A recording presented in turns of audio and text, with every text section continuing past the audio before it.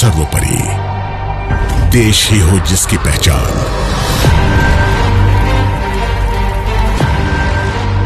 खतरों से आंखें मिलाने का हो जुनून, ऐसे हैं भारत के वीर जवान।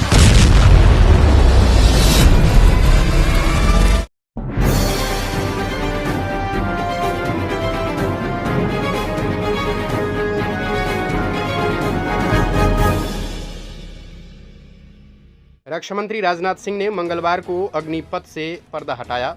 उन्होंने कहा कि रक्षा पर कैबिनेट कमेटी ने ऐतिहासिक फैसला लिया है। रक्षा मंत्री ने कहा कि आज हम अग्निपथ नामक एक परिवर्तनकारी योजना ला रहे हैं जो हमारी सशस्त्र बलों में बदलाव लाकर उन्हें आधुनिक बनाएगी। रक्षा मंत्री ने कहा कि अग्निपथ योजना में भारतीय युवाओं को बतौर अग्निवीर सशस्त्र बलों में सेवा का अवसर प्रदान किया जाएगा।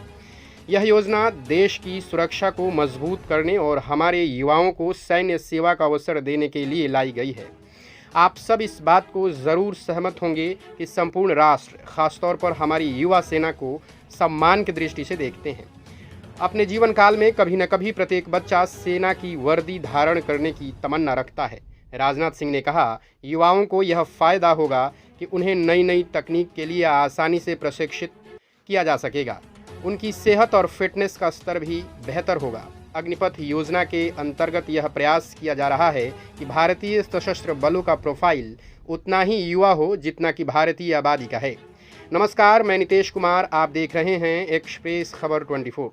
रक्षा मंत्री ने कहा कि अग्निपथ योजना से रोजगार के अवसर बढ़ेंगे। अग्निवीर सेवा के दौरान अर्जित स्किल और अनुभव से उन्हें विभिन्न क्षेत्रों में रोजगार प्राप्त होंगे।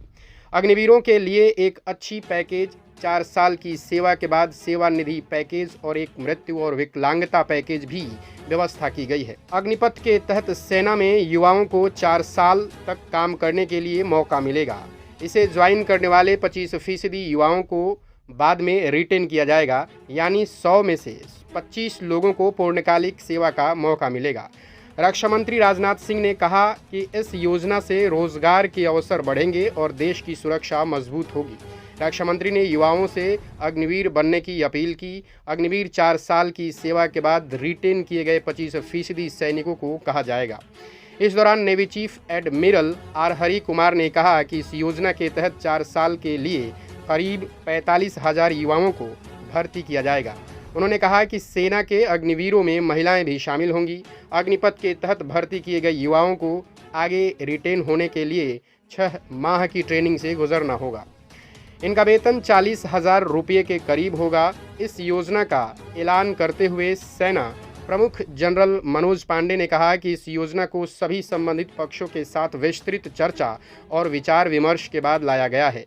अगले 90 दिनों यानी 3 माह के अंदर अग्निपथ योजना के तहत भर्तियां शुरू हो जाएंगी।